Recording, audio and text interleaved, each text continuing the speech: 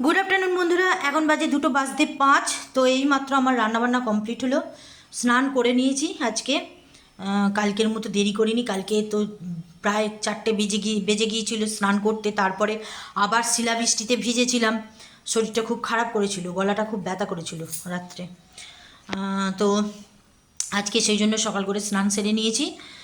আজকে একটু শ্যাম্পু করেছি, এই হচ্ছে ব্যাপার। ঠিক আছে, চলো আজকে করবো না করে অনেক কিছুই রান্না করেছি। ভেবে উঠতে পারিনি যে এত কিছু রান্না আমি করতে পারবো, কারণ সকাল থেকে ছেলের কাছেই বসেছিলাম। ওর কাছে বসে না থাকলে ও পড়াশোনা কিছুই করবে না।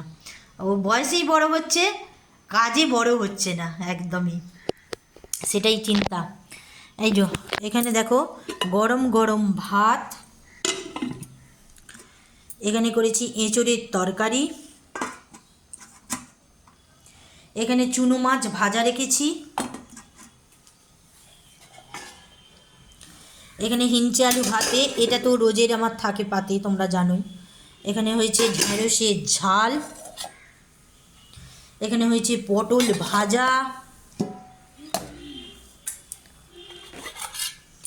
এখানে হয়েছে পোনা মাছ মানে পাকা মাছ, আর চুনো মাছের ঝাল একসাথে করে নিয়েছি, আর আলাদা আলাদা করতে পারিনি।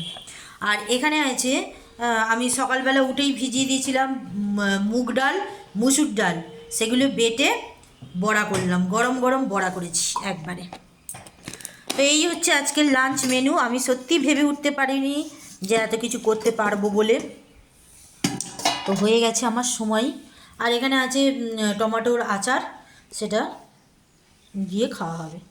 ঠিক আছে, চলো।